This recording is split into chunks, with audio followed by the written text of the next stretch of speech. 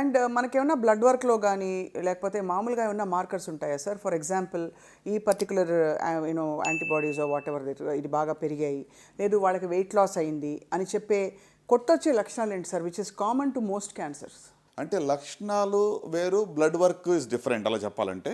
So బ్లడ్లో tumour markers అనుకుని ఉంటాయి. ఇప్పుడు ఓవేరియన్ క్యాన్సర్ సంబంధించి CA-125 అనేది ట్యూమర్ మార్కర్ ఎలివేట్ అవుతుంది. అంటే CA-125 ఎలివేట్ అయినంత మాత్రాన క్యాన్సర్ కంగారు పడక్కర్లా. సుమారు 50 వేరే జబ్బుల్లో కూడా అది ఎలివేట్ అవ్వచ్చు. ట్యూబర్కులోస్లో కావచ్చు, ఎండోమెట్రియోసిస్లో కావచ్చు, పెల్విక్ ఇన్ఫ్లమేటరీ డిసీజ్లో కావచ్చు. ఇట్లా అంటే ఒక రిపోర్ట్ చూసి ఇది క్యాన్సర్ మార్కర్ కాబట్టి నాకు వచ్చిందేమని కూడా కంగారు పడక్కర్లేదు. రైట్. అంటే మన ఎస్పెషల్లీ సాక్షి ప్రేక్షకులకి నేను I don't want give wrong information. Correct. ఎందుకంటే కొన్నిసార్లు క్యాన్సర్ ఎట్లా అంటే అనవసరమైనటువంటి ఒక ఫియర్ అనేది కూడా ఎక్కువగా ఉంది ఇప్పుడు. అవును. సో అంటే I don't want to be a proponent of that kind of fear. So very very true sir. Right. So అట్లానే ఇప్పుడు సీరం CEA అని ఉంది, కార్సినో ఎంబ్రియోనిక్ యాంటీజెన్ అని చెప్పి, అది కోలాన్ క్యాన్సర్లో ఎలివేట్ అవుతుంది. PSA గురించి మనం మాట్లాడుకున్నాము. అట్లానే ఇప్పుడు CA-99 అని చెప్పి ఒక tumour marker for liver cancer కానివ్వండి, గాల్ బ్లాడర్ క్యాన్సర్ కానీ ఉంటుంది. కానీ ఇవన్నీ స్పెసిఫిక్ టెస్ట్, అంటే డాక్టర్ పర్యవేక్షణలో చెప్తేనే చేసే టెస్ట్ కదా సార్? అదే కరెక్ట్.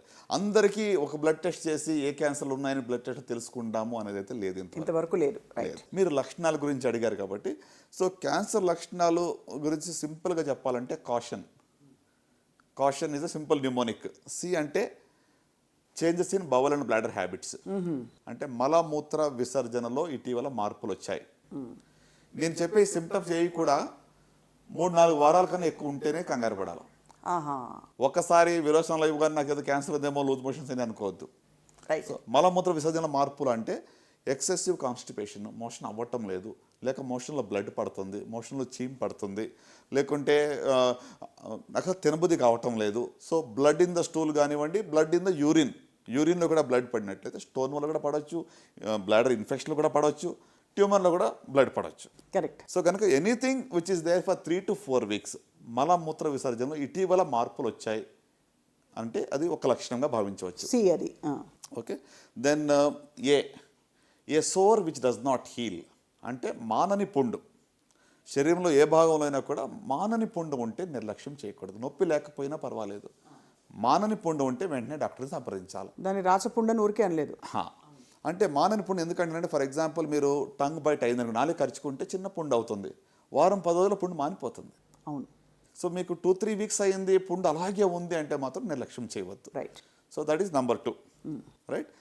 తర్వాత U అంటే అన్యూజువల్ బ్లడ్ డిశ్చార్జ్, బ్లడ్ కానివ్వండి, వైట్ డిశ్చార్జ్ కానివ్వండి, లేకుంటే రక్తస్రావం కానీ ఎక్కువగా వినట్లయితే అది క్యాన్సర్ యొక్క సిమ్టమ్. అంటే వెజనల్ బ్లీడింగ్ కావచ్చు, అతను బ్లీడింగ్ పర్ రెక్టమ్ కావచ్చు, అన్యూజువల్గా వైట్ డిశ్చార్జ్ కానీ లేకుంటే రక్తస్రావం ఎక్కువగా అవుతున్నట్లయితే అది క్యాన్సర్ యొక్క లక్షణం. సో ఇక్కడ సార్ మెన్స్ట్రుయేషన్లో అన్యూజువల్ బ్లీడింగ్ అయ్యి మెనోపాజ్ తర్వాత తగ్గిపోయిందంటే అది PCOD తప్ప ఇంకోటి కాదు కదా సార్? డెఫినెట్లీ. ఇంకొకటి మీరు అడిగారు కదా, పోస్ట్ మెనోపాజల్ బ్లీడింగ్ అని వస్తే గిన never to neglect that. So post menopausal బ్లీడింగ్లో యూటరిన్ క్యాన్సర్ ఉందా లేదా అని తెలుసుకోవడం చాలా ప్రాముఖ్యం. నెంబర్ 1 ఇంటెన్షన్ మాకు అదై ఉంటుంది. పోస్ట్ మెనోపాజల్ బ్లీడింగ్ అనేది అసలు డాక్టర్ నిర్లక్ష్యం చేయకూడదు, పేషెంట్ నిర్లక్ష్యం చేయకూడదు. రైట్. సో కనుక వైట్ డిశ్చార్జ్ కూడా ఎక్సెసివ్గా అయితే కూడా నిర్లక్ష్యం చేయకూడదు. So unusual discharge are bleeding is the third category of symptoms. Right. So next ఇప్పుడు మనకి CIU అయిపోయింది. T అంటే thickening or lump anywhere in the body. Okay. చాలా మందికి పుట్టుకతోనే చిన్న చిన్న గడ్డల బాడీలు చాలా ఉంటూ ఉంటాయి. లైపోమస్ అంటాము, లేకపోతే న్యూరోఫైబ్రోమస్ అంటాం. వాటి కోసం కంగారు పడక్కర్లేదు. ఇటీవల గడ్డ ఏర్పడింది, నాకు నొప్పి లేదు కానీ ఆ గడ్డ సైజు పెరుగుతూ ఉంది అంటే మాత్రం నిర్లక్ష్యం చేయకూడదు. ప్రత్యేకంగా మరి యంగ్ ఫీమేల్స్ నేను చెప్పాల్సింది ఏంటంటే, ఆడవాళ్ళలో 20 to 40 yearsలో ఉన్న వాళ్ళలో పాలగడ్డలు అంటాం, ఫైబ్రోడినమస్ అంటాం. సో 90% అవి బినైన్, మామూలు గడ్డలు, అవి క్యాన్సర్ గడ్డలు కాదు. సో నాకు రొమ్ములో కనుతుంది కాబట్టి ఏదో క్యాన్సరా అని కూడా ఊరుకునే కంగారు పడద్దు. రైట్. బట్ మీకున్న కణితి బినైనా లేక మ్యాలిగ్నెంట్ అని తెలుసుకోవడానికి మాత్రం ఒకసారి డాక్టర్ని సంప్రదించండి.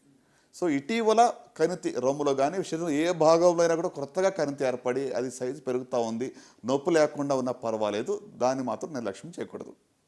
So that is thickening or lump anywhere in the బాడీలో ఎక్కడైనా కూడా కొత్తగా కణితి ఏర్పడడం.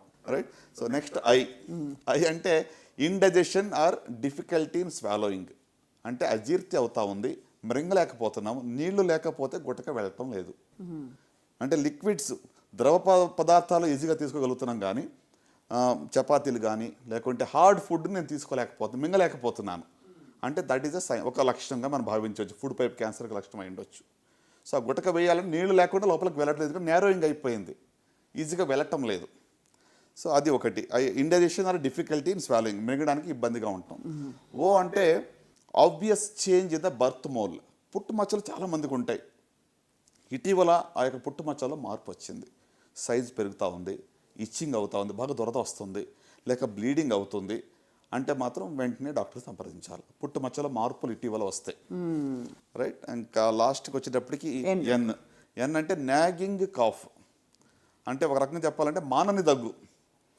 3-4 వీక్స్ అయింది ఈ మధ్యన కోవిడ్ వేవ్ 2 అయిన తర్వాత, ఇక రకరకాల వేరియంట్స్లో దగ్గు 1 మంత్ కూడా సర్వసాధారణంగా వస్తూ ఉంది. Right sir. But otherwise more than 6 weeks మానని దగ్గు ఉన్నట్లయితే, మరి మీ గొంతుకు బొగ్గురు పోయినట్లయితే తప్పకుండా డాక్టర్ సంప్రదించాలి. దట్ ఇస్ సంథింగ్ దట్, అంటే దాన్ని మనం ఇగ్నోర్ చేయవద్దు.